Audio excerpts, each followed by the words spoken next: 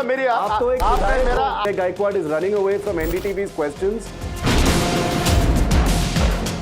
That issue is not before the High Command. It was not discussed so far. Kolhapuri chappals costing $1,300. The noise we made finally got heard, and it's so nice that somebody took action on it.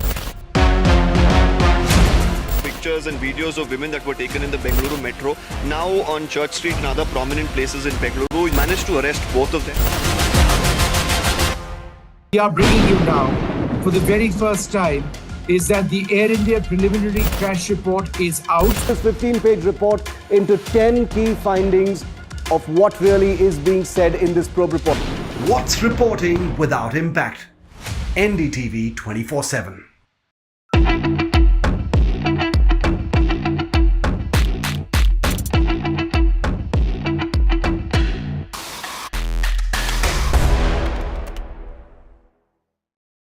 But I'd like to start this off by asking you, Vishnu, what you think about the whole question of India not having stealth fighters right now. It's a huge Everyone's problem. trying to sell them to us as well. It's a huge problem, Shiv. Let's face it, in as much as we love the Rafale aircraft and the Indian Air Force is completely vouching for it, perhaps they'd like more than 100 more. The Indian Navy has just gotten into an order for 26 Rafale M aircraft. There is a generation gap between the Rafale and the stealth. There is a good reason why a stealth platform is called a 5th generation aircraft and a Rafale is a 4th or 4.5 generation aircraft, and that is low observability. So in as much as the Rafale has brilliant sensors, both in terms of its radar, its defensive suite, its electronic warfare suite, its towed array decoy system, it is not typically a low observability platform in quite the same manner in which a stealth aircraft is. Its design form is different. And therefore, if Pakistan does have low observable aircraft, which would be the J-35, in fact, the first ones might even start entering service or coming into the PAF ahead of entering service at some time this year, then India is in trouble. So Why? this year? Wow. Yeah. Okay. The first could actually start coming in this year. They're really pushing for it. And they've gotten apparently into some agreement with the Chinese to ensure that the funding is done on very loose and, terms favorable.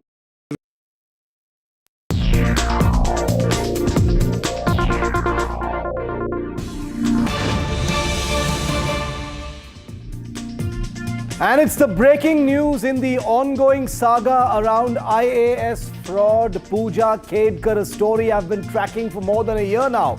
Well, the big update now is that Puja Khedkar's OBC certificate has now been officially cancelled by the Maharashtra government. The dismissed officer has challenged that cancellation. Remember, it was this certificate that allowed her to wrongfully gain entry into the Indian Administrative Service. It was a non-creamy layer OBC certificate that she had acquired, painting herself as an underprivileged member of the other backward classes community. She has submitted an appeal now to the OBC department, but it has been cancelled now, and the heat is on Puja Khedkar. Tonight, I'm talking about a piece of news that in any functional system viewer would have been step 1 against this person. But here in India, it's step, 57, and more of a formality than any actual justice. Puja Khedkar, you remember her, the poster girl of fraud. The Indian Administrative Service with caste and disability documents that were fake or undeserved. Well, her OBC non-creamy layers certificate has finally been cancelled by the Maharashtra government. Yes, the very same fraudulent certificate that allowed her to waltz into the IAS by pretending to be underprivileged while tales of wealth and property. The same certificate that should never have existed. The same certificate that allowed her to take from those who actually deserved it. That certificate has now been cancelled. But this isn't really good news, and I'll tell you why. It's actually a joke, because this action of cancelling Puja Khedkar's non-creamy layer certificate comes after she has already sucked every ounce of benefit from it. After she made it into the IAS, after she enjoyed a government bungalow as a probationer, after she illegally used a red beacon on her car, after she lauded over the system and the law, after the UPSC finally cancelled her candidature. And even that only because of media pressure and my coverage. She then ran to the courts and got herself protection from arrest. For 9 months, from August last year to May this year, Puja Khedkar was untouchable. She still actually is by the law. The Delhi police refused to summon her. The Maharashtra government, for all its bluster, kept its hands tied. And then, for good measure, she was granted anticipatory bail by the Supreme Court because apparently she's not a mafia don. But in effect, she has behaved like a mafia don. Brazen, powerful, pretending to be underprivileged and secure in the knowledge that the system will bend to shield her. And she was right. That is the amazing irony, because it has from the very start, and it is still doing so. Her caste certificate was her looting weapon. And even now that it has been cancelled, where is the punishment? Where's the accountability? She isn't in jail. She isn't being interrogated. She isn't even being chased. She lives a completely free life after defrauding the entire system and being allowed to do so. In fact, she's practically being rewarded for doing so.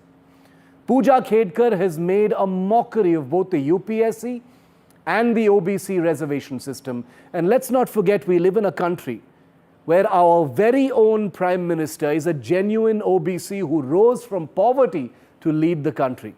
What must honest aspirants think when they see a fraud like Puja Khedkar being treated like royalty by the judiciary and the police and the system? So the question I'm asking tonight is simple. Why is Puja Khedkar being protected? Yes, her non-creamy layer OBC certificate has been cancelled now. But who benefits from her impunity? And just how rotten is a system that bends over backwards for a caste certificate thief? Now let me show you just a little bit about this woman who penetrated the Indian Administrative Service, defrauded the entire system, and actually possessed a non-creamy layer OBC certificate. Imagine holding a certificate like that. Well, this is that Puja Khedkar. How creamy is Puja Khedkar? She owns 5 plots, 2 apartments across Maharashtra. She has land worth nearly 22 crore rupees spread over 22 plus acres. This is all there in affidavits. She owns 2 plots of land in Pune's Mahal Longe Dhadawali area. 20 crore rupees is the value of that. The Khedkars have plots in a place called Ahmednagar in Maharashtra costing about 1.25 crore rupees. Flats in Ahmednagar costing about 1.2 crore rupees in total. Annual income from properties about 42 lakh rupees. They own luxury cars, including an Audi. Father's assets is estimated at about 40 crore rupees. Claimed an OBC non-creamy layer certificate under the 8L rule. This is the person that we are dealing with. This is the person whose non-creamy layer OBC certificate, which has allowed her to amass all of this wealth already, has now been cancelled. Let's get a word from the real world. The real world means the people who occupy the space in which Puja Khedkar sought to manipulate things and has now signaled to the entire country and the world that she is capable of going scot-free. Vijay Kumbar is a right to information and social justice activist. He did much of the work that exposed Puja Khedkar last year. Ritik Saw is a UPSC aspirant. Shekhar Dutt is founder of Sleepy Classes IAS and a commentator on the entire system that may have come together to protect someone like Puja Khedkar and perhaps others. Vijay Kumbar, I would like to come to you first. Non-creamy layer caste certificate of Puja Khedkar being cancelled. Does this mean anything, sir, to you? हाँ, ये बहुत important है, लेकिन इससे सबसे बड़ी बात ये है कि इसके लिए इतना टाइम लगा, ये बात अलग है। इसके बाद उसने अभी उसके लिए अपील किया है अभी, और ये अपील की सुनवाई के लिए उन्होंने और 4 हफ्ते का वक्त मांगा है। मेरी समझ में नहीं आ रहा है, मैंने आज बहुत कुछ उस पर स्टडी किया, लेकिन ये अपील आता कहाँ से है? Divisional commissioner is the final authority to decide whether the NCL certificate is valid or not. It is obtained by providing original doctors or what. But he has cancelled it, लेकिन उसके बावजूद उसने appeal की दरख्वास्त की है। और कौन अपील सुनने वाला है? डिविजनल कमिश्नर के आगे कोई ये नहीं है, कोई अथॉरिटी नहीं है। तो ये कहाँ से अपील की प्रोविजन है? तो इसका मतलब ये है कि ये लड़की अभी भी सारी जो उसको एडमिनिस्ट्रेशन का पता है उसके पिताजी की वजह से, उस सब का बिल्कुल बेकायदा ना क्या बोलते हैं उसे, बहुत ही गलत तरीके से वो इस्तेमाल कर रही है। और ये इसलिए हो रहा है कि सारी सिस्टम उसके पीछे है। अभी उसका डिसेबिलिटी सर्टिफिकेट देखिए, जिस पर जिन्होंने दिया वो आज भी खुलेआम घूम रहे हैं। उनको कुछ नहीं हो रहा है, क्योंकि इसको पता है अगर इसको कुछ करना है तो उनको भी कुछ ना कुछ करना पड़ेगा। इसके लिए यूपीएससी जिम्मेदार है, एम्स जिम्मेदार है, महाराष्ट्र के डॉक्टर जिम्मेदार है। महाराष्ट्र की जो एजेंसी है डिसेबिलिटी सर्टिफिकेट के लिए, वो जो कमिश्नर है वो सोए हुए है। उनके पास लाखों कंप्लेंट, उनका काम है कि इनको पनिश करना, इनको अगर कोई गलत किया है तो इनको सही रास्ते पर लाना, लेकिन वो नहीं कर रहे। इसका मतलब सारी सिस्टम बहुत ही गंदी तरह से बर्बाद हो चुकी है। और ये अकेली नहीं, ये तो समझ में आया, समझो कि सामने आ गया मामला, लेकिन ऐसे कितने लोग। Shekhar Dutt, what do you make of this? You know, it was in September last year that she was sacked from the IAS. And now in this belated time, after she has got anticipatory bail, after she has had 9 months of protection from arrest, finally that offending certificate is cancelled. Non-creamy layer OBC certificate, which was obviously completely not true, that has been cancelled. Are you impressed by this? Or do you think it's just another step in the system protecting her? Sir, I feel it's about legal precedents. Whatever we might be witnessing, whatever comes out of all this in favor of Puja Khedkar or against Puja Khedkar, we will be witnessing a lot of legal precedents. So I think court should be aware of such developments, whatever happens, because such a thing has never happened. And maybe there might be students earlier, candidates earlier, who might have gotten into the system using fake certificates. And what has been the legal precedent? Nobody really knows. And then cancelling of OBC NCL certificate and then questioning that cancellation. Everything is going to have a lot of legal precedents, and they might be helpful for future, maybe let's say activists to bring forth such systemic discrepancies. So my entire focus, faith is primarily based on what will come out of this from courts. How will courts see this? So legal precedents are set. I wonder what legal precedents are set when somebody has been protected from arrest for 9 months, given anticipatory bail. Court has said she is not a mafia don, so why are you going after her? The police has not even called her. Nothing has happened to her. No property has been confiscated. She has not lost monetarily anything. It is incredible. So I'm wondering what precedent is actually set, though I share your sentiment. Ritik is a young UPSC aspirant. Ritik, how does all of this make you feel as someone who wants to join the administrative services of the country? How does it make you feel to see Puja Khedkar walking around freely, system not taking any real action against her, while people like you have to do an honest effort to get into the IAS or other services? Right. Actually, it has brought shock and disgrace in equal measure to the whole civil services community, right?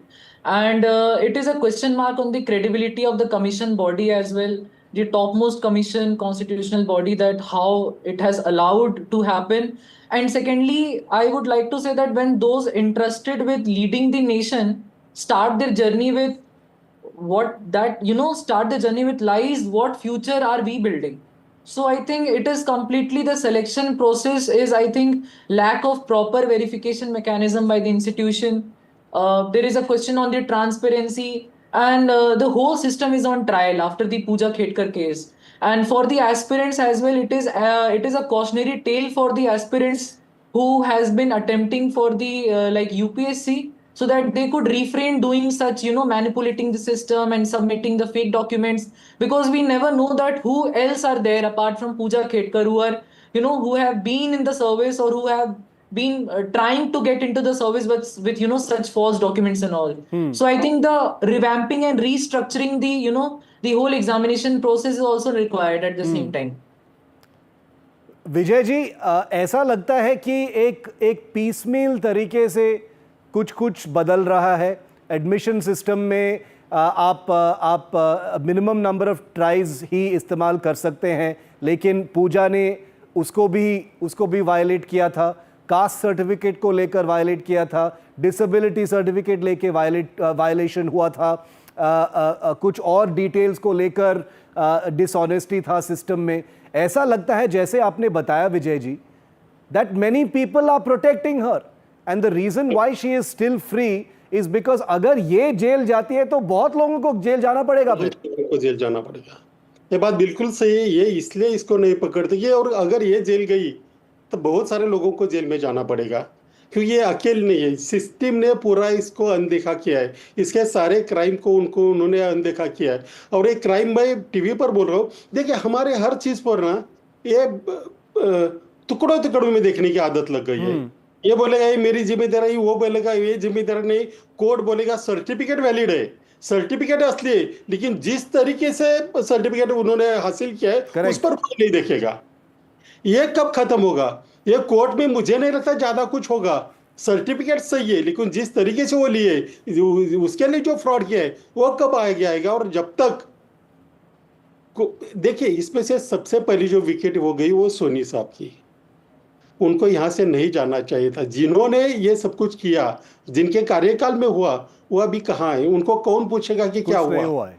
हम किसी को कुछ नहीं, वो AIIMS को हम कुछ नहीं कर सकते, यूपीएससी को कुछ नहीं कर सकते। ये आसानी से नहीं हुआ है। ये सिस्टम, अगर ये सारा फ्रॉड विजय कुमार के ध्यान में आता है, आपके ध्यान में आता है, तो एजेंसी के ध्यान में क्यों नहीं आता? क्योंकि ये ध्यान ना देने की एक कुछ ना कुछ उसके कीमत होती है, वो शायद मॉनिटरी हो या और किसी से हो, उसकी वजह से उसको। और ये अकेले नहीं, अभी मैं कल परसों और एक मामला सामने रहा हूँ, यहाँ तक कि ऑर्फन सर्टिफिकेट्स का मिसयूज किया गया है। लोगों ने बताया कि मेरे माँ बाप गुजर चुके और इसमें कंप्लेंट्स हो गई है, लेकिन कोई नहीं दिखता। कोर्ट में चले गए लोग, लेकिन कोई नहीं दिखता। कब तक हम सिर्फ सर पटकते रहेंगे? जब तक इसकी मानसिकता नहीं बदलती तब तक कुछ नहीं होला। ठीक है, हम अपने तरीके से विरोध करते रहेंगे, बातें उजागर करेंगे, लेकिन जब तक ये सारी सिस्टम एक है और सारी जनता या यूपीएससी के स्टूडेंट्स और स्टेट एग्जामिनेशन के स्टूडेंट्स एक नहीं होते, तब तक इसमें बदलाव होना मुझे मुश्किल लगता है। कोर्ट को शायद लोग बोलते हैं कि कोर्ट से कुछ अच्छा आएगा, मुझे थोड़ा उसमें भी डाउट है, क्योंकि वो भी फाइनल सर्टिफिकेट देखते हैं। तो it is very troubling, Shekhar Dutt. Have students lost faith a little bit in the UPSC? See, ultimately one can lose faith, but one doesn't have a choice. UPSC तो करना ही है, IAS में तो जाना ही है, administrative services में घुसना ही है. You don't, whoever wants to join the civil services, they don't have the option or the luxury of saying, अरे मेरा पूजा खेडकर वाला स्टोरी देखकर I have been dissuaded from following my career dream. They still have to go through the UPSC, but I am sure their faith has been shaken when they see this. I think on a lighter note, rather the incentive to crack the exam has increased because as maybe somebody said on a lighter note, that now they want to graduate from public to a public servant so that the system does not touch you. And वो इसलिए मुझे लगा incentive बढ़ गया है सबका कि dark humor is always welcome, sir. Dark humor is always welcome in these troubled times. Yes, go ahead. And एक किसी और ने से ट्विटर पे लिखा हुआ था कि अगर आज किसी और केस में था, लेकिन यहाँ पे कोर्ट हो सकता है कि अगर आज ये ट्रायल हो जाता और इनको सजा हो जाती तो मेरा पैसे से विश्वास उठ जाता।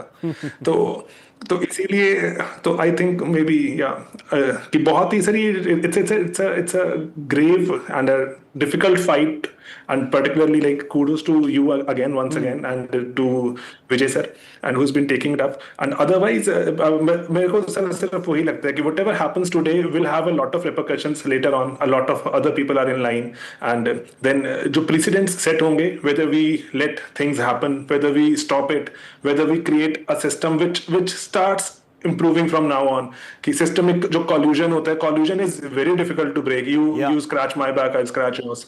So it's very difficult to break. तो वो बहुत ही मुश्किल है, and particularly in a powerless public situation जहाँ पे public बहुत divided भी रहती है, and it becomes really tough to get to someone who has a lot of, let's say, wealth and then political power. Ritik, last word I'll leave to you because you are the young aspirant here among us. How do you stay motivated? How do you keep your faith? Ki system is broken, but I will still take the UPSC exam and try to enter the services. What do you tell yourself? Civil services, I believe, demand modesty and discipline, right? And the challenges in the job, and the after post selection, the diversity, and the basic reason behind why you are preparing for civil services keep you motivated throughout. We believe that upholding integrity isn't just personal, right? It is essential to the preserve the credibility of the entire system. So I think we are taught, we do have a paper of ethics, and we are completely, in the whole examination process, we stay motivated by, seeing the diversity after the selection process. So this is how, we actually frame ourselves. I take my hat off to you. I say salam to all of you, UPSC aspirants. Because Shekharji has seen me. The last 1 year, we've been covering this non-stop. And people have been asking me, why Shiv, why are you so obsessed with this story? It is not a question of obsession. I see this as a stain on our country. And I see this as a roadblock to young Indians. And I put myself in the shoes of someone like a Ritik and other UPSC aspirants and saying, if someone can manipulate this system so hard, what will honest young Indians actually do for something as crucial as the administrative services? So thank you, Shekhar Dutt, also for joining me, and a very big thank you. Yes, Shekharji, you want to say something? जैसे वही था कि अगर if one person can really shake your belief, another one can restore it. I hope so. So I think I hope so, and I wish Vijay Kumbarji also very well. He's doing brave work, thankless work in many ways, and we will continue to highlight it here on NDTV. Thank you very much to all of you for joining me on this story. And on to story number 2 now is on the Air India Flight 171 crash. Did you know, viewer, that today in Parliament, an absolutely stunning piece of information was put out? And I'm going to share that with you now, because this is something that needs to be discussed threadbare in a country where millions of people take flights every single day. Air India pilots have been hit perhaps by something called crash fever. Is that an exaggeration? Well, consider this. Today in Parliament, the Minister of State for Civil Aviation told the upper house, the Rajya Sabha, that just a few days after the Air India Flight 171 crash, a record number of pilots, 112 pilots on a single day, called in sick. That's right, they reported that they were too ill to come into work on one single day, that is June the 16th, 4 days after the crash. This stunning statistic was released in Parliament today. This mass leave by Air India pilots on a single day has put the glare on mental health, stress, fatigue, and other factors of pilots. Are they troubled? Are they disturbed? Are there psychological issues?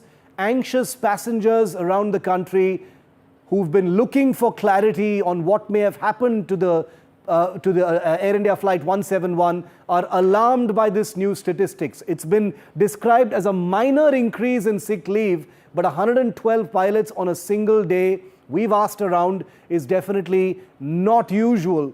So let's try and find out what this is really about. Is it a phenomenon that usually happens after a tragedy? And how should we all, as a general flying public, understand it? Captain Sharath Panikkar is an ex-Air India pilot. He has flown Dreamliners as well. He also used to be with the Air Force and the DGCA. He joins me live. Welcome, Captain Panikkar. Captain Kishore Chinta is also chief pilot with Sirius India Airlines Private Limited, and he's been very vocal on what we've been looking at here. Captain Chinta, I'd like to come to you first. 112 pilots calling in sick 4 days after the AI 171 crash.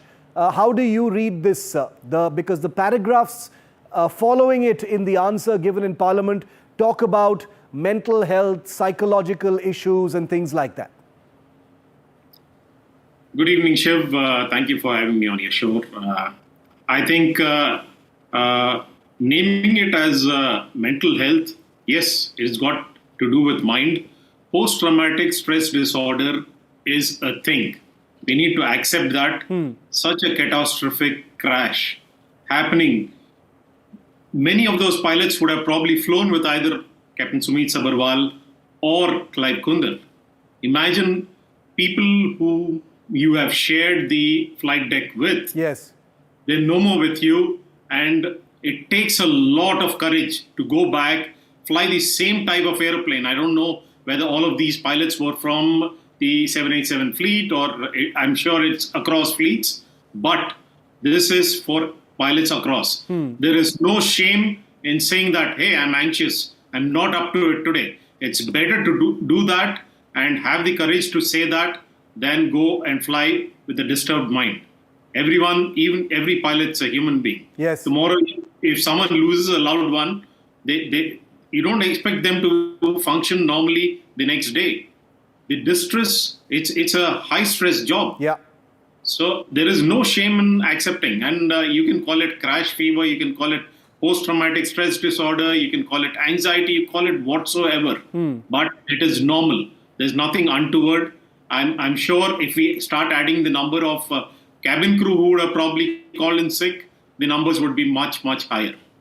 That is correct. That number is much higher. It wasn't given in this particular answer, but yes, we did separately check on that, and that number is almost 3 times that number. Captain Panikkar, a very serious issue, because we're talking about things like psychological issues and mental health. But like Captain Chinta said, and that's the reason why we're doing this show, because we wanted to put that into perspective, before someone sort of exaggerates what this really means and, makes it sound like something it's not. But pilots are human.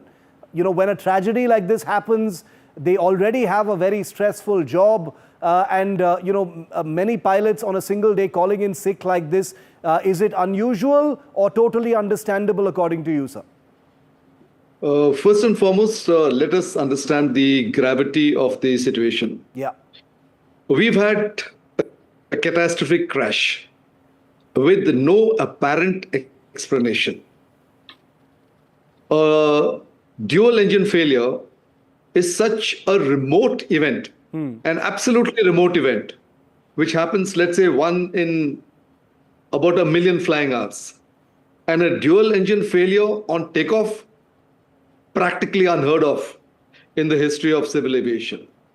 So you've had a situation in which an aircraft has just barely gotten airborne, and before you can think of anything, as the pilots are in the process of rotation, suddenly they've lost all power. The worst nightmare that a pilot can think of, a dual engine failure practically on rotation. Yeah.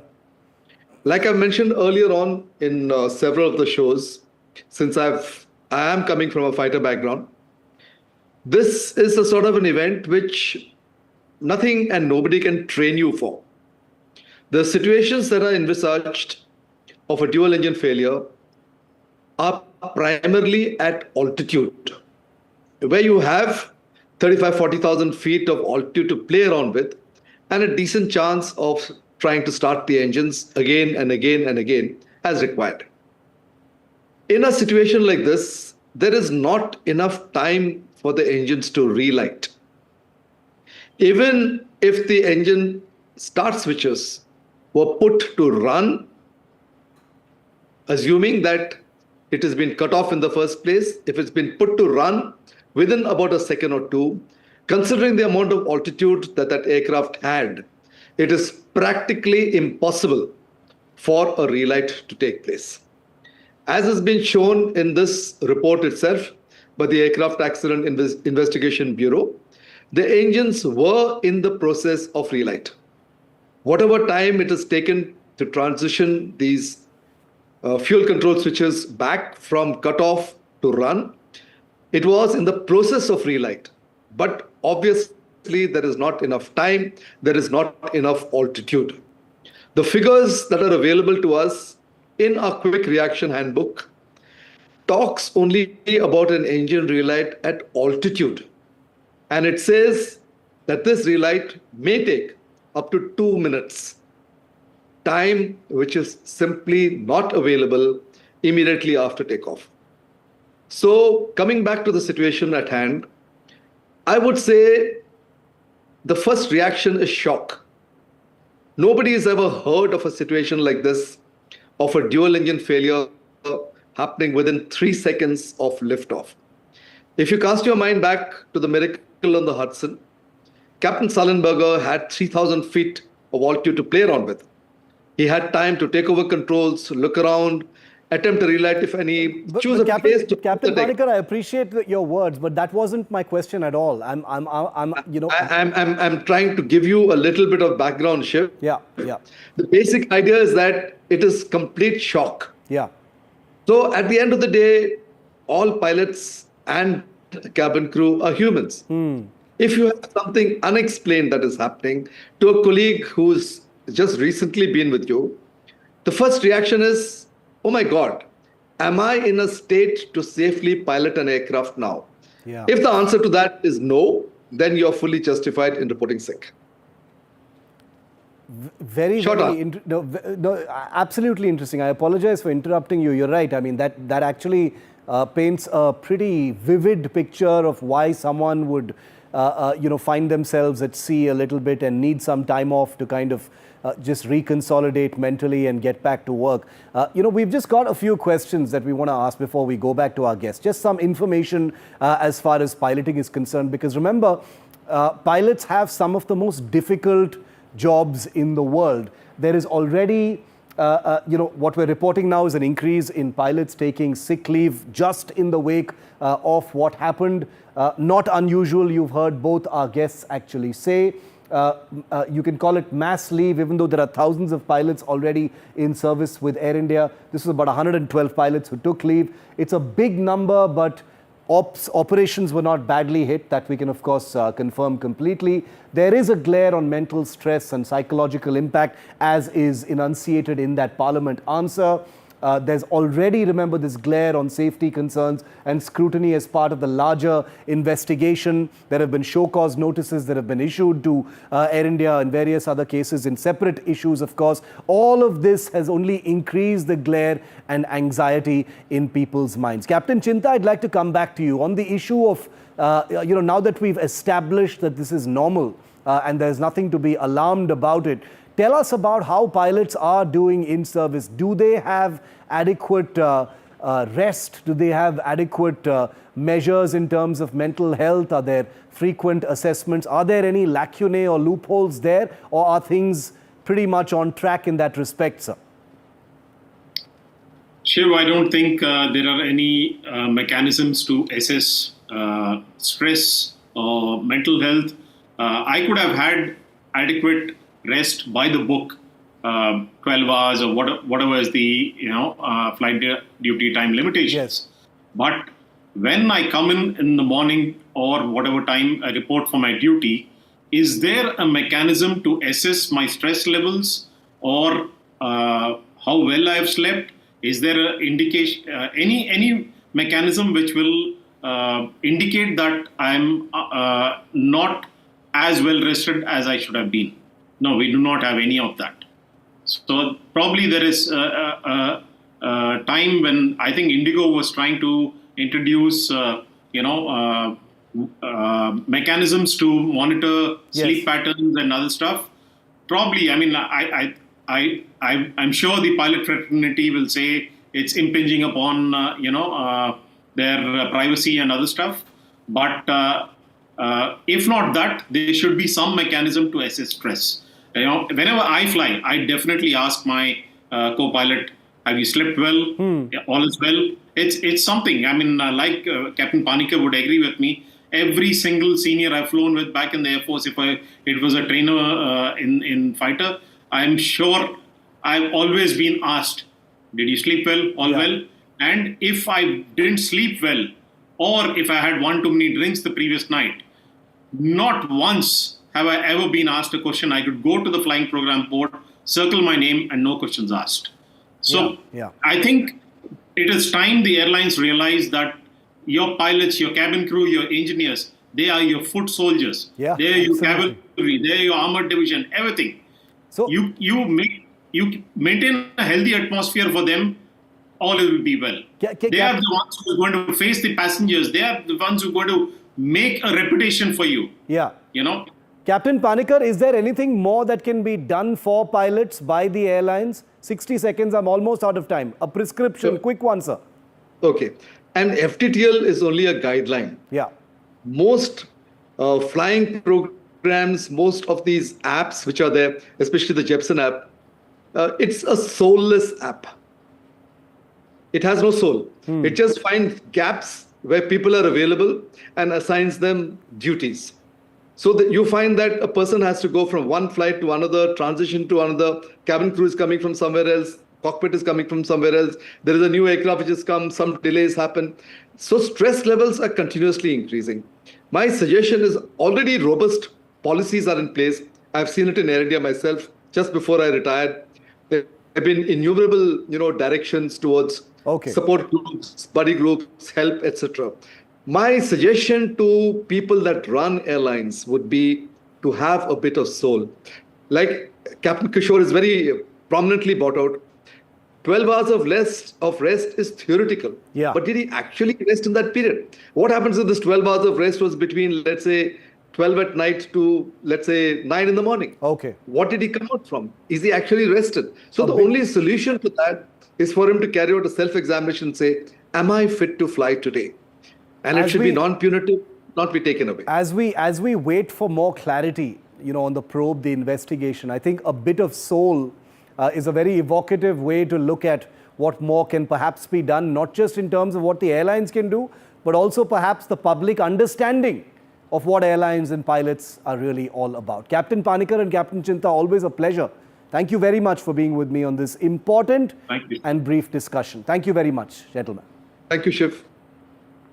And before I end India Matters today, I have images that are going viral online right now of a huge blast in Syria's Idlib province. A massive mushroom cloud, it looks really scary, has rocked the city of Idlib. It's an ammunition depot that was apparently struck by a drone attack. Over 50 people injured and mass deaths feared. We don't know yet what happened. Listen into this video, watch this video. We've got more on the other side.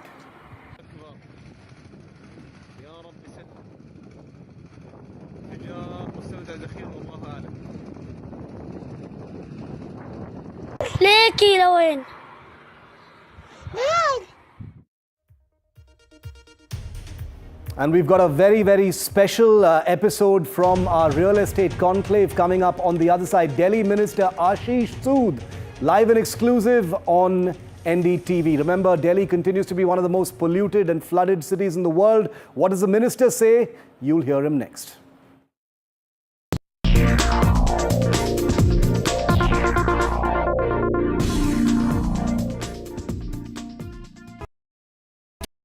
Fenesta windows, beautiful and durable designs.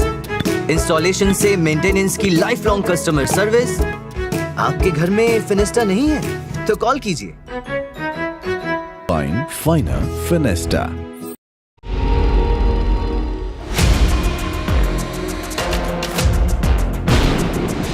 आप एक गुंडे कैसे behave कर रहे हो? सुनो मेरी आप तो एक Gaikwad is running away from NDTV's questions.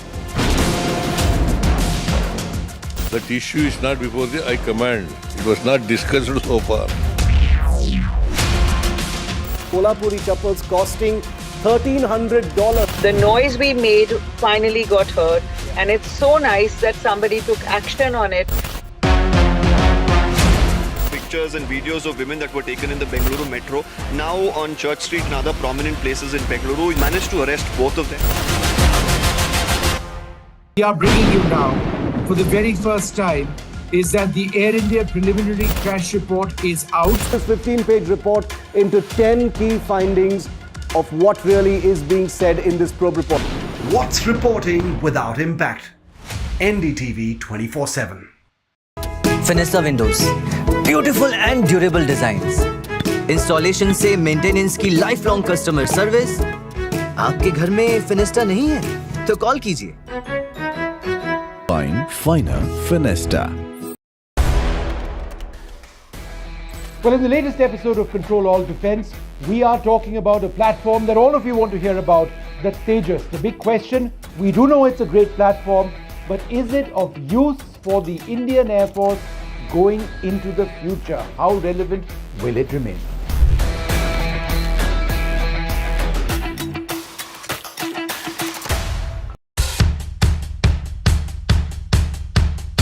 The markets move fast. And so should your portfolio. Expert insights, real-time stock picks. Do I buy Ola? Should I hold ICICI CDSL for the long term? Buy, sell or hold. The answers you need, straight from the experts. Callers from India and across the world. Connect live, ask, decide and invest wisely. Your portfolio, your future. Ask Profit.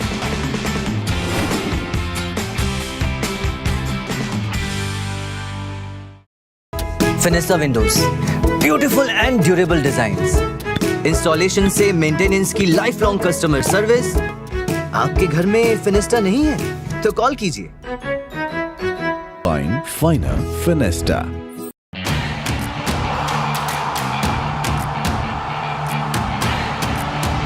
Some say sport is a matter of life and death.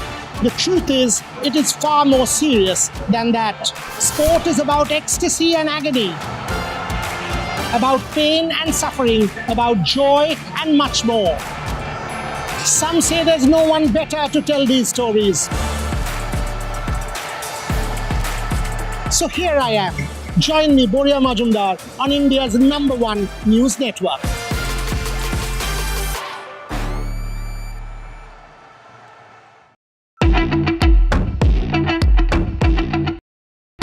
Hello, Moto. Moto G96 5G. All eyes on you.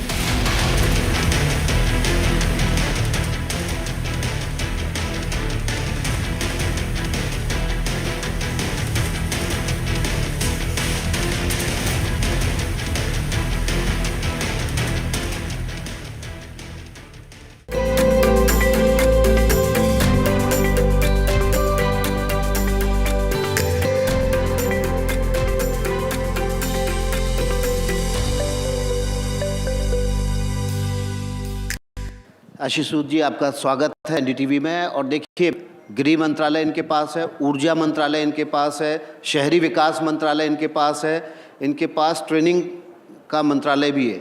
इतना भारी भरकम मंत्रालय, मुझे लगता है कि मुख्यमंत्री के बाद सबसे ज़्यादा वजन आप ही के कंधों पर डाल दिया गया है। आप लोगों को कुछ मिल नहीं रहा, इसी तरह ऐसी कैलकुलेशन लगाते हैं। हम सीधी लाइन पे चल रहे हैं ना। देखिए, हर सरकार का हर अंग, सरकार से जुड़ा हर मंत्रालय, सरकार से जुड़ा हर विभाग उतना ही महत्वपूर्ण है जितना उसके होना चाहिए। इसलिए ये कहना कि किसी के पास ज़्यादा वजन है, किसी के पास कम, हाँ, थोड़ा पूरा दिन चैनल पे चर्चा करने के लिए कुछ तो चीज़ें चाहिए, तो इसलिए आप इसे गिन सकते हैं। मगर हेल्थ भी उतना ही महत्वपूर्ण है। अगर शहर अच्छा होना है, उतना ही महत्वपूर्ण ट्रांसपोर्ट है, उतना ही महत्वपूर्ण जल संचय और जल विभाग है। ये सब विभाग अपने आप में उतने ही महत्वपूर्ण है। मैं इसको इस नज़रिए से नहीं देखता। आपके देखने की मजबूरी को मैं समझ सकता हूँ, मैं उसे कहूँगा नहीं। आशीष सूद जी, आपकी परवरिश दिल्ली की है, दिल्ली में आप पले बढ़े और अब मंत्री बन गए हैं। छात्र राजनीति से आपने अपने करियर की शुरुआत की। आज जब आप मंत्री बन गए हैं तो आपने पहला जो बिल लेकर आए वो आए फीस रेगुलेशन को लेकर। लेकिन कुछ भी अभी ऐसा है जिसको लगता है कि आपके दिल में था कि जब मैं कभी मंत्री बन जाऊंगा तो ये काम मुझे करना है?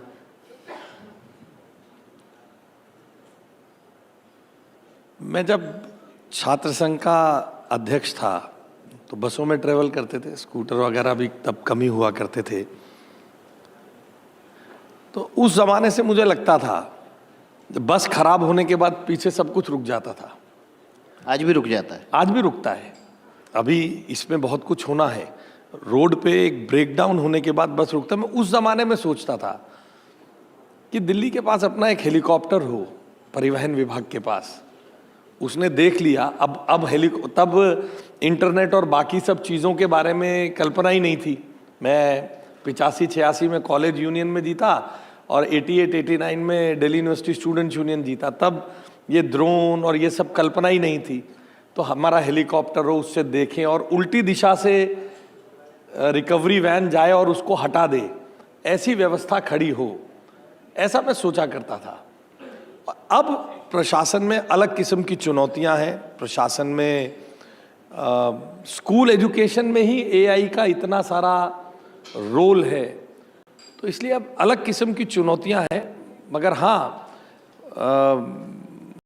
प्रशासन में रोज नया सीखने को है और Narendra Modi model of governance में हर दिन इनोवेशन, हर दिन नए तरीके से जनता तक last mile delivery of schemes and governance, ये एक अपने आप में चुनौती है जिसे मैं आज मानता हूँ।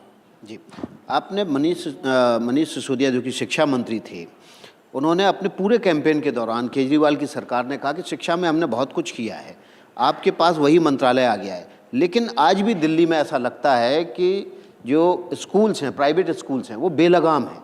आज भी आम पेरेंट्स को अपने अधिकारों के लिए कोर्ट का रुख करना पड़ता है। ऐसा लगता है कई बार कि सरकार होते हुए भी वो निहत्ती है। आज भी का अर्थ, आज भी करना पड़ता अर्थ क्या इन 4 महीने में दिल्ली के किन्हीं परिवारों को, किन्हीं पेरेंट्स को किसी स्कूल के खिलाफ कोर्ट में जाना पड़ा है? क्या इन 4 महीने हमारी सरकार हुए, 5वां महीना शायद आज पूरा हो गया अगर गिनती गिनूं, तो बताइए इन 5 महीनों में जाना पड़ा है? यहां इतने लोग बैठे हैं, पिछले 20 साल में, 25 साल में क्या आपके पास ऐसी घटनाएं नहीं आई कि आपके बच्चे स्कूल जाते थे, फीस बढ़ा दी गई, आपके बच्चों को जबरदस्ती इसी स्कूल से जाकर बुक्स खरीद, इसी दुकान से बुक्स खरीदोगे, इस दुकान से यूनिफॉर्म खरीदोगे? क्या ऐसा नहीं होता था? क्या इन 5 महीने में हुआ है? इन 5 महीने में एक भी पेरेंट्स को जाकर केस नहीं करना पड़ा है। These are all legacy issues, like the legacy waste on the borders of Delhi. उस तरह ये लीगेसी इशू हमें मिले हैं। हमारे पास इकोसिस्टम नहीं है साहब, जो इसको बजा बजा के कि हमने, मतलब 2004 में मॉडर्न स्कूल वर्सेस दिल्ली सरकार मुकदमा हुआ, स्कूल अपनी जीत कर आ गए, उसमें एक फैसला हुआ, उसको 2018 में, 2015 में, 2020 में, 22 में डीपीएस कोर्ट में जाना पड़ा। डीपीएस का आंदोलन 2022 से चल रहा है। मैं बार बार उसके आप अभी गूगल करिए डीपीएस का आंदोलन कब चल रहा है। यही सरकार मिलती नहीं थी, यही पेरेंट्स कहते थे। तो ये हमारा किया हुआ नहीं है। जो शिक्षा क्रांति के जनक होने का दावा करते हैं, 1973 के Delhi school education regulatory acts के साथ दिल्ली का स्कूल एजुकेशन चलता है। आप मुझे बताइए 1973 में दिल्ली कितनी थी? दिल्ली यूनिवर्सिटी का रिजल्ट एक ब्लैक बोर्ड पे लगता था। सीजेएम, कोलंबस और जेवियर्स, ऐसे 3-4 कॉन्वेंट स्कूल दिल्ली में थे। तो वो दिन कब आएगा जब सरकारी स्कूलों में लोग बच्चे पढ़ाने के लिए बेताब रहेंगे और आपके पास फोन आएंगे कि सूद साहब मेरे बच्चे का एडमिशन इस स्कूल में करा? अगले साल आप जरूर हमें कहोगे कि इस स्कूल में हमारे बच्चे का एडमिशन करा दो। और आज भी है, मैं बताता हूं क्यों। हमने 75 सीएम श्री स्कूल बनाने का दावा किया है। आप सब यहां affluent people of the society बैठे हैं। दिल्ली के सरकारी स्कूलों के पास 38,875 38,875 रूम्स हैं। आज कैन यू बिलीव, आज दिल्ली में, नेशनल कैपिटल में, विकसित भारत की विकसित दिल्ली में 38,000 कमरों में सरकारी स्कूल में केवल 790 स्मार्ट क्लासरूम्स थे, वो भी सीएसआर से मिले हुए थे। जो शिक्षा की क्रांति की बात करते हैं, टेक्नोलॉजी के बिना शिक्षा में कैसी क्रांति होगी? आप जानकर हैरान होंगे, 1070 सरकारी स्कूल्स में से 1070 सरकारी स्कूल्स में आज 100 लैब हमने एक फाउंडेशन से जीतने के बाद डोनेशन लिया है, CSR लिया है। उन 100 के अलावा पिछली सरकार एक भी फंक्शनल कंप्यूटर लैब देकर छोड़कर नहीं गई है। और मैं इसको आपके एक प्रबुद्ध चैनल पर समाज के एफ्लुएंट लोगों के साथ पूरी जिम्मेदारी से बता रहा हूं। आपके चैनल को इनवाइट करता हूं, चलिए मेरे साथ किसी भी स्कूल में चलिए। एक भी स्कूल में फंक्शनल कंप्यूटर लैब नहीं थी। आज के इस दौर में दिल्ली जैसे शहर में जब बच्चा मां से फीड ले रहा होता है, 2 साल का, जब मां उसे खिलाती है, खाना नहीं खाता तो उसके हाथ में मोबाइल देके उसको डिस्ट्रैक्ट करते हैं, उस दौर में एक भी फंक्शनल कंप्यूटर लैब के बिना शिक्षा की क्रांति की उम्मीद बस। छत्तीसगढ़ के एक IAS अधिकारी हैं, वो जिस जिले में कलेक्टर तैनात थे, उन्होंने अपने बच्चों, मैं समझ नहीं पाया किसका नाम लिया। छत्तीसगढ़ के IAS अधिकारी हैं, जिस जिले के कलेक्टर थे वहीं पर उन्होंने स्कूल में अपने बच्चों का एडमिशन सरकारी स्कूल में कराया। 3 साल बाद ये स्थिति आ गई कि उस स्कूल में न केवल शिक्षा का स्तर बढ़ गया, बल्कि उस स्कूल में अपने बच्चे पढ़ाने के लिए हर सरकारी कर्मचारी बेचैन होने लगा। क्या आप दिल्ली में एजुकेशन डिपार्टमेंट में ये कर सकते हैं कि आप एजुकेशन डिपार्टमेंट वालों को कहें कि आपके बच्चे सरकारी स्कूल में पढ़ेंगे, ऑटोमेटिकली सिस्टम मैं आपको बताता हूं, सुनिए। कुछ बुजुर्ग हैं मेरे से बड़ी उम्र के, ये बताएंगे दिल्ली में क्या आज से 25 साल पहले, 40 साल पहले दिल्ली के सरकारी स्कूलों से IIT में लोग नहीं जाते थे? क्या डॉक्टर नहीं बने दिल्ली के सरकारी स्कूलों से? क्या दिल्ली के सरकारी स्कूलों से निकलकर लोग सिविल सर्वेंट्स नहीं बने? देखिए, डिमांड एंड सप्लाई के खेल में हमने दिल्ली की जनता को, we failed people of Delhi. 1000 school के बदले 1700 प्राइवेट स्कूल क्यों बन गए? हमने लगातार स्तर गिराते चले गए, हमने उसकी ओर ध्यान नहीं दिया। ये केवल गरीबों के लिए, एफ्लुएंट लोगों के लिए प्राइवेट स्कूल है। इसलिए हाँ, ऐसा होना चाहिए। मैं आज तो इसके लिए मैं किसी को कह नहीं सकता, क्योंकि डिमांड एंड सप्लाई हैव्स, जिसके पास साधन है, एस्पिरेशनल मिडिल क्लास है दिल्ली में, जो ये चाहती है मेरा बच्चा अच्छी शिक्षा प्राप्त करे, उसको आज मेरे स्कूल की गुणवत्ता पे शक है। आपके प्रश्न में ही आपके पहले प्रश्न का उत्तर मिल गया। अगर जो लोग कहते थे शिक्षा में क्रांति कर दी होती तो हो ही गया होता। आपने अपने पहले प्रश्न का जवाब इसी में दे दिया कि आपने मुझसे पहले पूछा, मनीष सिसोदिया कहते थे शिक्षा में क्रांति थी, और आपने बोला उनके ही बच्चे नहीं जा रहे थे, ना स्टाफ के बच्चे, ना नेताओं के बच्चे। इसलिए 1 साल बाद एक हमारे पास 2 गोल्स हैं, short term goals, long term goals.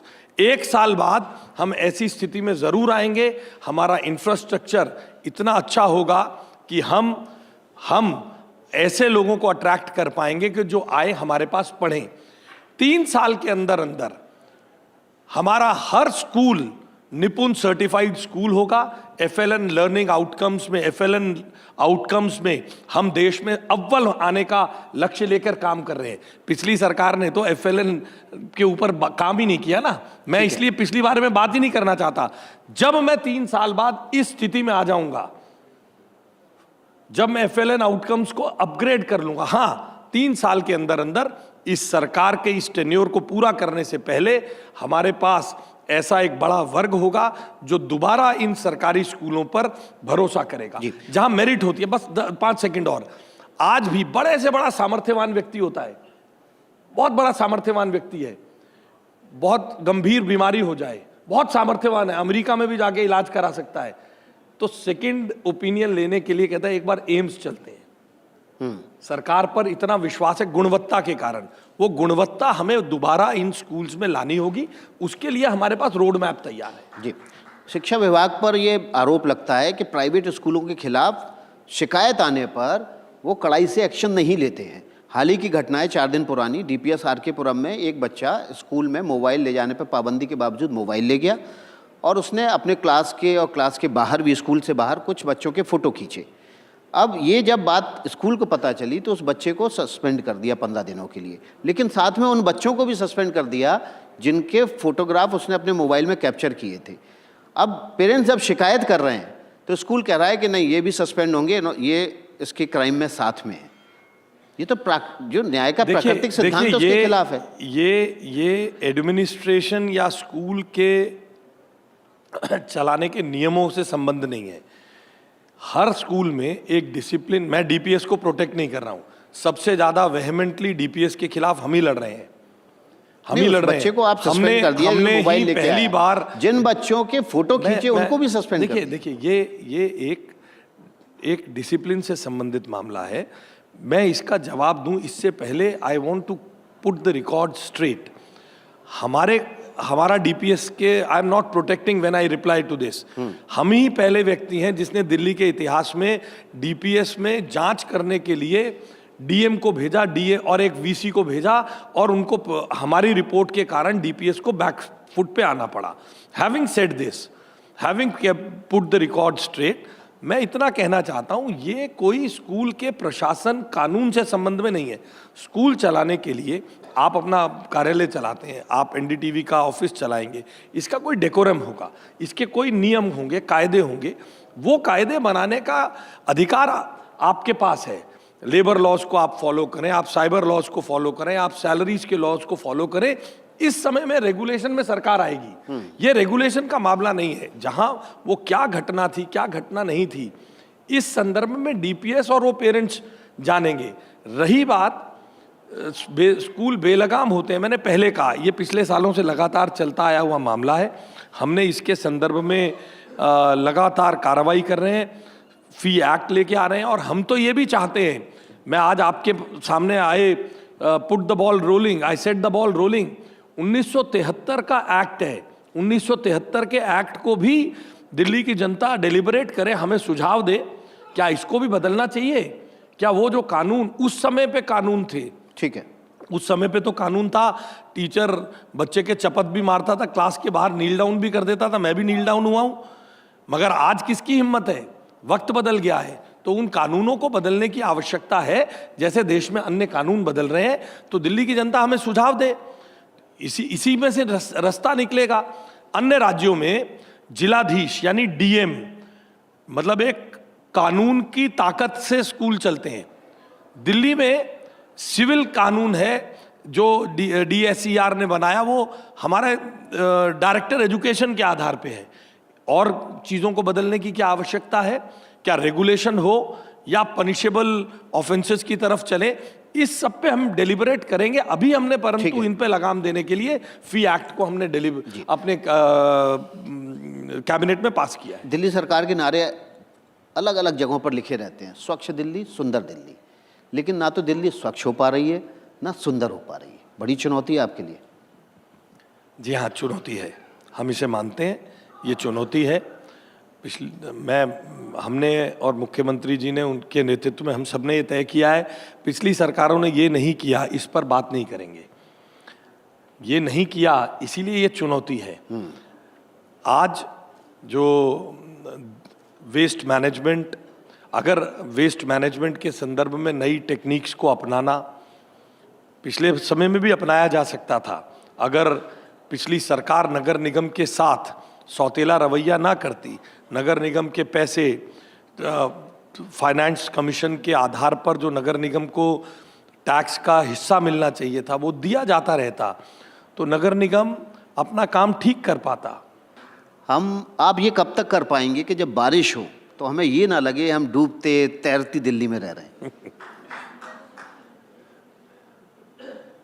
देखिए, पॉपुलिस्ट होने के लिए बड़ी बड़ी बातें लोग करते हैं। हमारी सरकार में बारापुला के नाले पर मुख्यमंत्री स्वयं गई। पिछली सरकार ने हिम्मत नहीं जुटाई बारापुला के फ्लड प्लेन में। जो आप कर रहे हैं वो मान रहे हैं हम, जहां, लेकिन कब तक कोई डेडलाइन तो देनी पड़ेगी। देखिए, इसमें डेडलाइन देना गलत होगा। मैंने पहले बताया, उदाहरण आपको, मैं सूरत गया, बड़ी भयंकर बारिश हो रही थी उस दिन, जहाज हिलता डुलता सूरत उतरा, और ये एयर इंडिया हो चुका था, डरते डरते हम भी सूरत उतरे। बड़ी भयंकर बारिश थी, 15 मिनट में 30 मिनट में पानी निकल गया। मैं उससे एक दिन पहले वीडियोस देख रहा था। मैं उनके कमांड सेंटर में गया, they have a separate sewage system, separate है, rain water storm water drain का बड़ा नेटवर्क सेपरेट है। इन सब चीज़ों को खड़ी हुई दिल्ली में डेवलप करना, इसकी डिजाइनिंग करना, इसमें समय लगेगा। हम इस पर छोटे मजबूत और दृढ़ कदमों से काम कर रहे हैं। हमने सब आज बताइए आप पालम का अंडरपास देखिए, मिंटो ब्रिज देखिए, हम कुछ कदमों पे हम आगे बढ़े हैं। हम लगातार कहते थे पीडब्ल्यूडी का घोटाला हो रहा है, रेन वाटर के ड्रेन्स और पीडब्ल्यूडी की मेन रोड्स पे सफाई नहीं होती थी। हम इसकी डिजाइनिंग कर रहे हैं, लेकिन मैं 5 सेकंड में पूरा कर दूं। हम इसकी डिजाइनिंग कर रहे हैं, हम कृत संकल्प हैं। इसीलिए 1 साल का गोल, 3 साल का गोल, शॉर्ट टर्म गोल, बड़े बड़े जो स्पॉट्स हैं, धौला कुआं है, अंडरपास हैं, ये सब जाम ना हो, इसकी व्यवस्था करना, लुटियन भी ना डूबे। आपने वो भी चित्र देखा है, राम गोपाल यादव जी बड़े नेता हैं समाजवादी पार्टी के, उनको गोदी में उठा के लोगों ने लुटियन दिल्ली से पार कराया अपने घर के बाहर।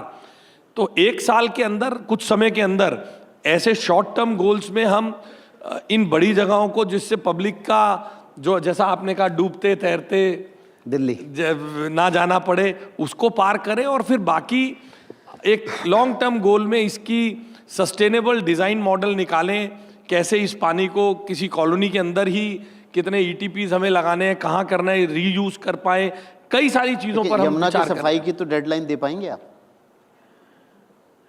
देखिए, यमुना की सफाई की भी आज आप डेडलाइन अगर कहें तो ये डेडलाइन देना कठिन है, मगर आदरणीय प्रधानमंत्री जी ने अगर ये कहा है, गारंटी दी है कि यमुना साफ होगी, तो मैं मानता हूं कि देश मानता है कि प्रधानमंत्री जी की गारंटी यानी पूरी होने की गारंटी होती है जी।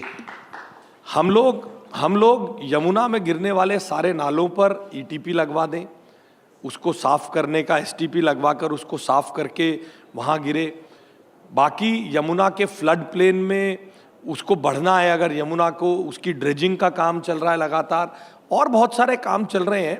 हम यमुना में के आसपास, उसके कहा जाता है किसी नदी को अगर जीवंत होना है तो आसपास उसके फ्लड प्लेन में एक छोटा मोटा जंगल जैसा हो, सब समय समय पर उसके फ्लड प्लेन में झुग्गी बसाकर, लोगों को बसाकर ख़त्म हो गया।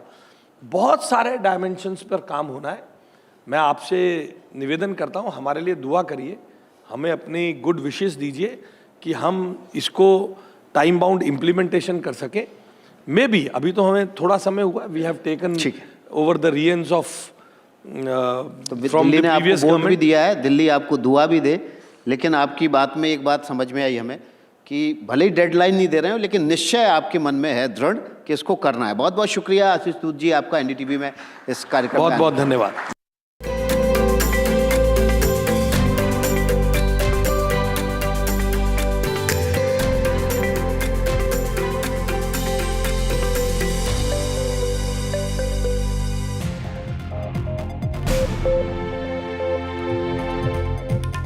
This is the last word, and I'm Maria Shakil. In a defining moment for global trade, Prime Minister Narendra Modi and UK Prime Minister Keir Starmer have signed a landmark free trade agreement, a deal both leaders call historic, the biggest by the UK since Brexit, and a major leap forward for India's global trade ambitions. This is likely to double bilateral trade between the two countries by 2030. The trade deal had been under negotiations for 3 years and is expected to boost bilateral trade between the two economies by $34 billion annually. The FTA will bring significant benefits to India by opening new avenues of growth, skill development, and employment opportunities for Indians across multiple sectors. The Indian farmer is expected to gain the most from this pact, called Comprehensive Economic and Trade Agreement. In fact, India's agricultural and processed food products will now enjoy duty-free access to British markets. Let's first listen in to what Prime Minister Modi and Prime Minister Starmer said, and then I bring in the guests. Look, and we both know this is the biggest and most economically significant trade deal that the UK has made since leaving the EU. And I think I can say that it's one of the most comprehensive deals that India has ever done. So thank you, Prime Minister, for your leadership, and for your pragmatism. And I'd like to thank everybody who's worked so hard to get this deal over the line. We've entered a new global era, and that is one that requires us to step up, not to stand aside, to deliver for the British people by building deeper partnerships and alliances. And today is very much confirmation of that approach. Defence और security में साझेदारी के लिए defence industrial road map बनाया गया है। हमारी technology security initiative को और मजबूत करने पर काम किया जाएगा। It is our commitment that from AI to critical minerals, semiconductors to cyber security, we shall create the future together. And let me go straight to London, from where Radhika Iyer joins us live. Radhika, a few more hours for the Prime Minister in London. What is on his itinerary? A meeting with the King, Charles III, and that is a courtesy call. So some royal rendezvous is likely to happen between Mr. Modi and King Charles III. But what a day it has been, really, in the UK, not just for India, but also for Britain. Britain is celebrating this as a historic moment when, after years of hard work, as Keir Starmer tweeted and put out on his social media post, this has really become the fruit of all the hard work. That's exactly the words used by the British Prime Minister. At a time when the economy in Britain is ailing, at a time when there is cost of living crisis, when there is a projected recession, this is seen as a huge shot in the arm. This is also seen by India as a great attractive measure to offer to people and to offer to the world, really, that India is open for business. India does hard talking when it comes to business. There's negotiations that were quite hardly fought for. And the fact that ease of doing business is going to be much improved. The fact that India could be trusted as a partner, not just for doing business, but also for the quality that it manufactures for the world. So this is a statement that is being made by both nations at a time we're seeing such turbulence in tariffs and trade world over. So truly, today has been one that both prime ministers would be proud of. Interestingly, both took over about 9 months ago in June and July 2024. And already this is one big win or a big tick in their bag. But it's the after effect of the announcement that is interesting. I've been speaking to businessmen who have interests in the US, where there has been a deadlock for a trade deal. And they are saying that this perhaps will not just benefit businessmen here in the UK and the ones in India, but also perhaps in the US, who will now see the UK as a route to enter India, which is the largest consumer market in the world. And I'm coming to you from central London, just near the Parliament, where there is a high street and there are shops where you could potentially see brand India more visible on these high streets. For instance, today I'm wearing a T-shirt which perhaps is made in Vietnam or Bangladesh, but that could change quickly, and I could be wearing a T-shirt made in India, because textiles and exports is something that will be seen in a big way here in Britain. That's right. And what all will be, in fact, British products such as soft drinks, cosmetics, chocolates, biscuits, salmon and cars will also be easily accessible to Indians. And for Indians, again, a huge market is opening up. That's why it is being seen as a win-win deal for both the countries. Radhika, I'm going to come to you in just a few minutes when the visuals will start coming in of Prime Minister Modi's meeting with King Charles. But let's bring in Lord Rummy Ranger, who's joining us live. Lord Ranger, India, UK have signed FTA. It is likely to double the bilateral trade by 2030. It is being seen as a win-win for both the countries. So as someone who understands the Indian market as much as you do the market of the UK and stay in London, how do you look at this? Do you feel the impact will be seen immediately, or will the benefits be more on a long-term basis? Both. It will be immediate impact because lots of people will invest in each other's country. Goods will start to move backward and forward because of less red tape and less tariffs and less duties. And above all, it's a very significant for the world because, you know, we are a global economy. When two economies do well, there is a knock-on effect on other countries also. For example, if UK-India trade deal start having a collaboration on manufacturing, for example, if you know